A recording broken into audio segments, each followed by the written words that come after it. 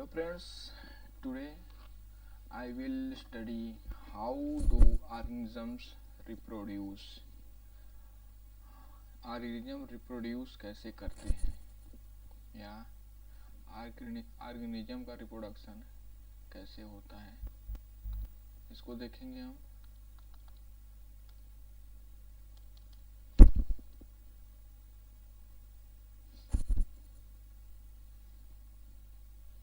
Organism reproduce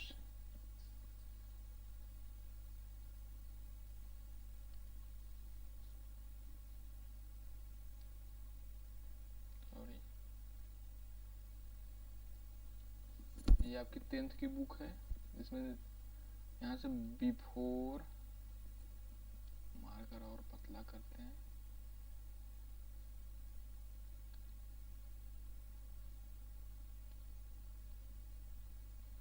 Before we discuss mechanism by which organism reproduce, let us ask a more basic question.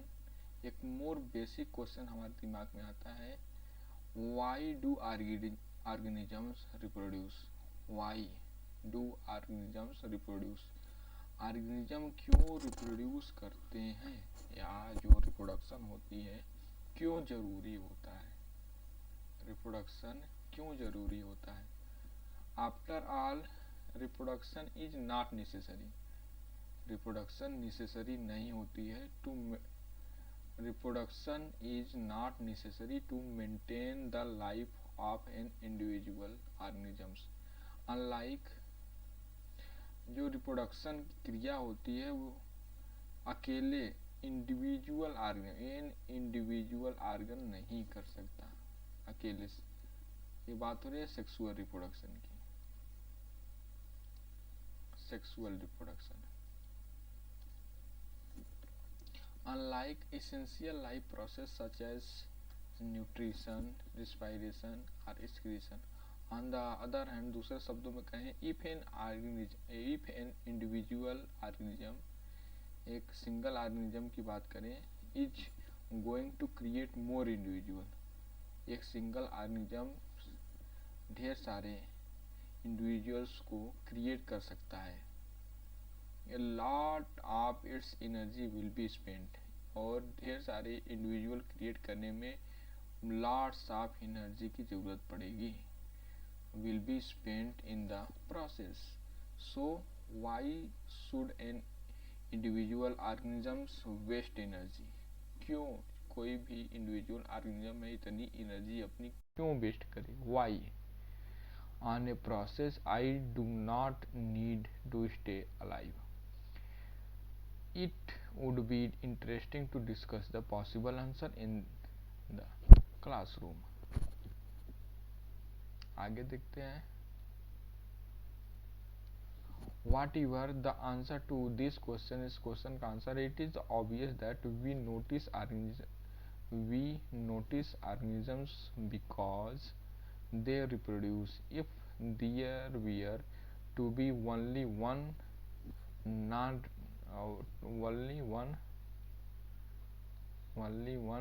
non-reproducing member of the particular kinds, it is doubtful that we would have noticed its existence.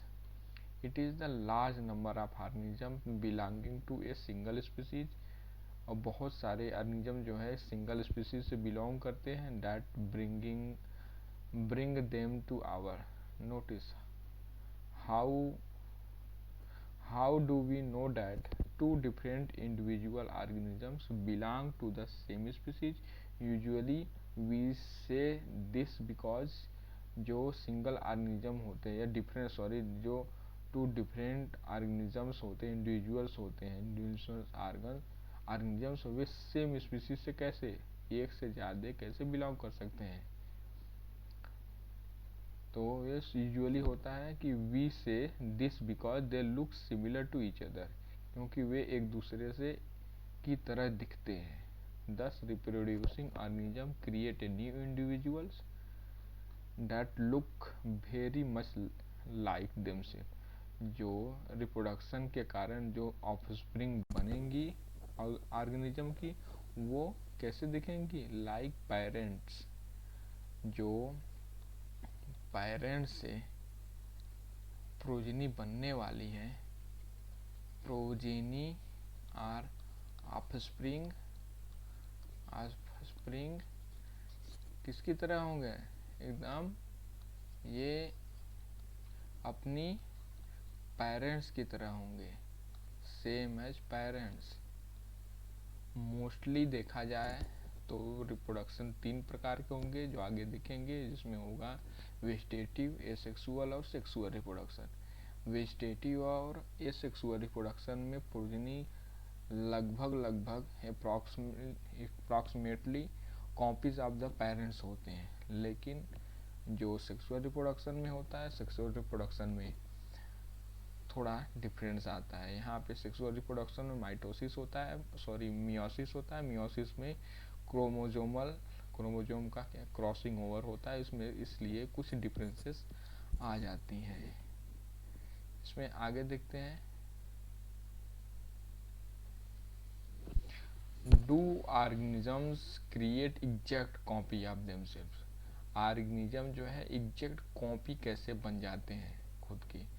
तो organisms look similar, organism देखने में समान होते हैं, because their body design are similar, क्यों? क्योंकि उनकी जो बॉडी डिजाइन होती है वो सिमिलर होती है। If body design are to be similar, अगर बॉडी डिजाइन सिमिलर है, यदि if body design are similar to be similar, अगर सिमिलर है, the blueprint for this design should be similar, इनकी और भी करेक्टर भी सिमिलर होगा। Thus, reproduction at its most basic level will be involved making copies. Reproduction at its most basic level. Reproduction एक basic level will be involved होता है making the copy बनाने में of the blueprint of the bodies design. In class 9th बात करें, class 9 में कि आपको इसके बारे में कुछ आप लोगों ने स्टडी किया होगा। जैसे वी लर्न दैट क्रोमोजोम के बारे में आपको क्लास 9 में बताया गया है। In the nucleus of a cell, cell के न्यूक्लियस में क्रोमोजोम्स प्रेजेंट होते हैं, कंटेन इंफॉर्मेशन फॉर इनहेरिटेंस। और क्रोमोजोम के ऊपर डीएनए होता है, क्रोमोजोम पर जीन पाए जाते हैं जो इनहेरिटेंस का काम करते हैं, जो एक जनरेशन से दूसरी जनरेशन में कैरेक्टर को ले जाने का काम करते हैं। अब feature from parent to next generation, ये पेरेंट्स को नेक्स्ट जनरेशन में ले जाने का काम करते हैं कोई भी character in the form of DNA में deoxyribose nucleic acid, that is a nucleic acid of molecule. The DNA in the cell nucleus is the information source for making proteins. और जो डीएनए होता है न्यूक्लियस में, जो DNA है उसी पर क्या प्रोटीन बनता है, डीएनए के द्वारा प्रोटीन बनेंगे, जो इंफॉर्मेशन होगा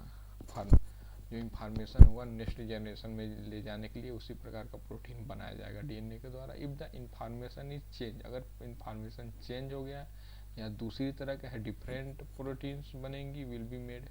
अगर इंफॉर्मेशन में कोई चेंजेस है तो वहाँ पे प्रोटीन भी अलग प्रकार की बनेंगी। Different protein will be eventually lead to altered body design.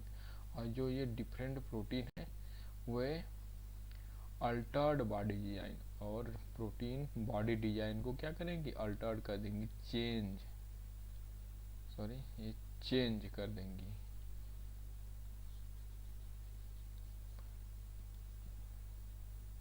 Altered means होता है चेंज, ये बॉडी डिजाइन को चेंज कर देगी। Therefore a basic event in reproduction, basic events क्या होते हैं? In the creation of a DNA copy, इसमें डीएनए की कॉपी बनती है, डीएनए की copy. Cell use chemical reaction, cell जो है केमिकल रिएक्शन करता है to build copy their DNA. और डीएनए की ढेर सारी कॉपी बनाता है। This create 2 copies of the DNA in the reproduction cell. They will need to basic separated from each other.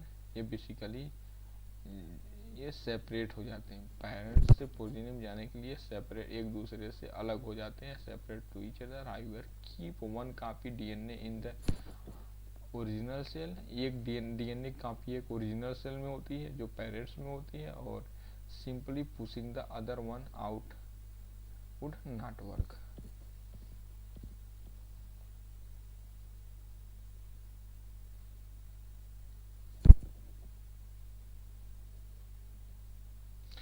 Because the copy pushed out would not have any organized cellular structure for maintaining life process. Therefore, DNA copy is accompanied by the creation of an individual cellular apparatus, and then DNA copies separate. Cellular apparatus में DNA copy separate होंगे, each with its own cellular apparatus. Effectively, a cell divide to give rise to 2 cell. और cell इस प्रकार से cell जो है divide करेगा, वो 2 न्यू सेल्स बनाएगा। These 2 cells are course similar. जो दोनों सेल्स हो गए एक दूसरे के सिमिलर होंगे, but they are likely to be absolutely identical. और लेकिन ये जो एब्सोल्युटली आइडेंटिकल भी होंगे देखने में सिर्फ। The answer to this question will depends on how accurately the copying reaction involve occur. No biochemical reaction is absolutely reliable. No biochemical reaction इसमें बायोकेमिकल रिएक्शन रिलायबल नहीं होगा। Therefore, it is only to be expected that the process of DNA copy of the DNA will have some variation. ऐसे कारण जो processing में DNA में some variation to each time आता रहता है। As a result the DNA copy generated will be similar. DNA copy generated will be similar,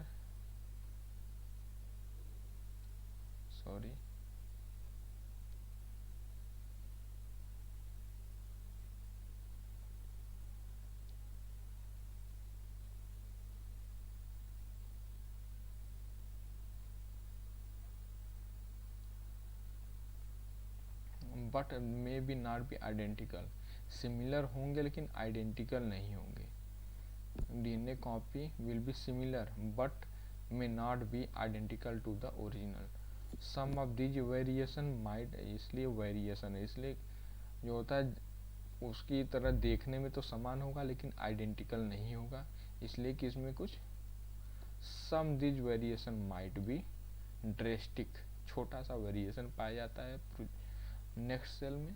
this new DNA copy can not work within the cellular apparatus in inherits, such as newborn cell will simply die.